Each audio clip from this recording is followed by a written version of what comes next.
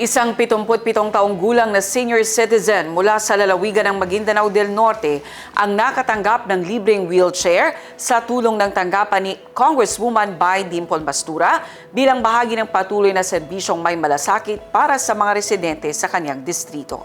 Ang kwentong malasakit mula kay Kenneth Ogaya.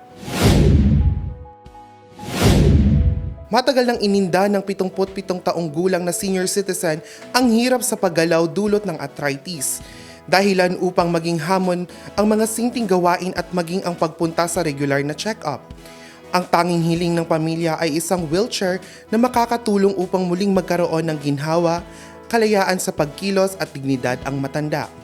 Sa pagdating ng wheelchair mula sa tanggapan ni Congressman Bay Dimple Mastura, ayon sa pamilya, hindi lamang pisikal na kaginhawaan ang naibigay kundi pati ang bagong pag-asa.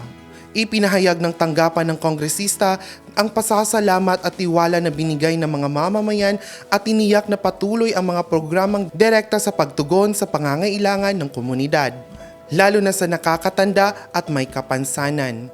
Ang hakbang ng mga babatas ay bahagi aniya ng advokasya ng serbisyong may malasakit, isang konkretong anyo ng pagtulong na may agarang epekto at tunay na nararamdaman ng mga benepisyaryo.